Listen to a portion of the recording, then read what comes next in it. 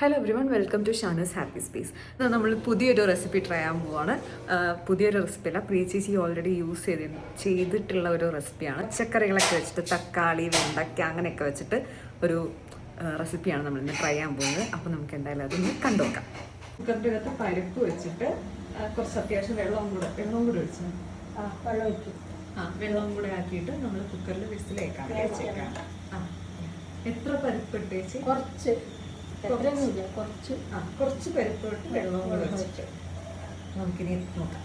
നമ്മൾ അടുത്ത് കറിക്ക് വേണ്ട ഇൻഗ്രീഡിയൻസ് ആണ് വെണ്ടയ്ക്കും മുരിങ്ങയ്ക്കയും പിന്നെ അത് കഴിഞ്ഞ് മുളകും ഇതിൻ്റെ അകത്തുണ്ട്. ഇതിങ്ങനെ ഇരിക്കുന്നത് നമ്മൾ ഉപ്പൊന്നും ആഡ് ചെയ്ത് വെച്ചിട്ടൊന്നുമില്ല കേട്ടോ. ഇവിടുത്തെ ഭയങ്കര തണുപ്പാണ് ഇവിടെ. അപ്പോൾ അതുകൊണ്ട് എല്ലാം ഇങ്ങനെ ഐസ് കട്ട പോലെയോ ഫ്രീസറിൽ വെച്ച പോലെയോ നമ്മൾ നോർമലിയാണ് വെക്കുന്നതെങ്കിൽ പോലും.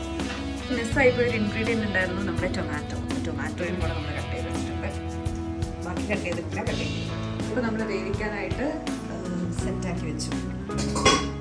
ഓക്കെ, നമ്മളങ്ങനെ കട്ട് ചെയ്ത് വെച്ച വെജിറ്റബിൾസ് എല്ലാം നമ്മൾ ഇടാൻ പോവാണ്. ഇട്ടു. മുളകുണ്ട്, പിന്നെ അത് കഴിഞ്ഞിട്ട് ലേഡീസ് ഫിംഗർ ഉണ്ട്, പിന്നെ മുരിങ്ങയൊക്കെ ഉണ്ട്, പിന്നെ അത് കഴിഞ്ഞ് നേരത്തെ പരിപ്പ്. അതിന് അടുത്ത് നമ്മൾ പൗഡറും കൂടെ ഇടാൻ പോവാണേ. ഇതൊരു സിമ്പിൾ റെസിപ്പിയാണ്. ചില്ലി പൗഡർ ഇടാണ്. ചില്ലി പൗഡർ ഒരു 2 സ്പൂൺ. മഞ്ഞൾപ്പൊടി ഇട്ടു. മഞ്ഞൾപ്പൊടി ഒരു 2 സ്പൂൺ ഇട്ടു. ഇനി അടുത്ത് ഉപ്പ് ഒരു 2 സ്പൂൺ. ഇനി നമ്മളിത് വേകാൻ വേണ്ടി വെച്ചേക്കാം. മക്കളെ കാണാൻ നല്ല ലുക്കുണ്ട്. ഇങ്ങനെ ഇടയിൽ വെച്ചിട്ട് ലിക്കെടുക്കാൻ വേണ്ടി വെച്ചു. അതിൽ കുറച്ച് വെള്ളമൊക്കെ ഒന്ന് ബോയിലായി വന്നിട്ടുണ്ട്. നമ്മളിതിൽ കുറച്ച് പുളി കൂടെ ആഡ് ചെയ്യുന്നത്. കുറച്ച് പുളി കൂടെ നമ്മൾ ആഡ് ചെയ്തിട്ടുണ്ട്. ഇനി കുറച്ച് വെള്ളവും കൂടെ നമ്മളിതിൽ ആഡ് ചെയ്യും. കുറച്ച് വെള്ളം കൂടെ ആഡ് ചെയ്തിട്ടുണ്ട്. നമ്മളിനി വേവിക്കാൻ വെക്കുമോ ചേച്ചി? ഇനി വേവിക്കാൻ വെക്കും.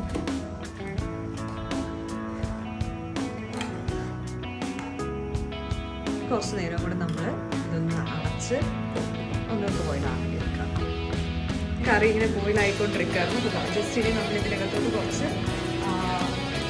തേങ്ങ അരച്ച്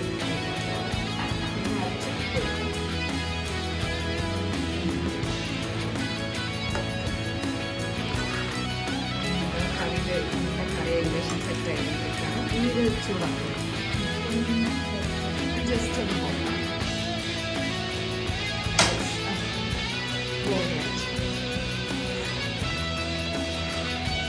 ഇവിടെ കറി ഏകദേശം റെഡി ആയിട്ടുണ്ട്.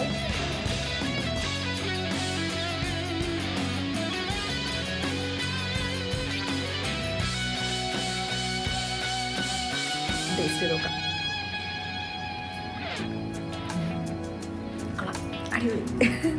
അങ്ങനെ നമ്മുടെ കറി റെഡി ആയിട്ടുണ്ട്. ശരിക്കും പറഞ്ഞാൽ ആക്ച്വലി എക്സ്പെക്ട് ചെയ്തതിനേക്കാളും നല്ല ടേസ്റ്റ് ഉണ്ട് കേട്ടോ.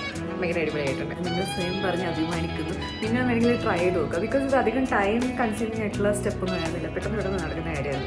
നമ്മളിന്ന് ജസ്റ്റ് എന്താ കറി ഉണ്ടാക്കാമെന്ന് കുറേ നേരം ചിന്തിച്ചപ്പോൾ നമുക്ക് തോന്നി ഇതൊരു ഓപ്ഷൻ അല്ലേ എന്ന് വിചാരിച്ചിട്ട് ഇത് ട്രൈ ചെയ്തൊക്കെ. പക്ഷേ നൈസായിരുന്നു. നിങ്ങൾ എന്തായാലും അത് ട്രൈ ചെയ്ത് നോക്കിയിട്ട് ഇൻ കേസ് നിങ്ങൾക്ക് ഇഷ്ടപ്പെടാണെങ്കിൽ നിങ്ങളുടെ അഭിപ്രായം കമൻറ്റ് ചെയ്യുക. അപ്പോൾ ഇത്രയുള്ള ഇന്നത്തെ എൻ്റെ വീഡിയോ. നിങ്ങൾക്ക് എൻ്റെ ചാനൽ വീഡിയോസ് ഇഷ്ടമാണെങ്കിൽ please don't forget to like, share and subscribe. ഞാൻ അടുത്ത ഉടനെ ഒരു വീഡിയോ ആയിട്ട് വരുന്നത് വരെ സൈനിങ് ഓഫ്.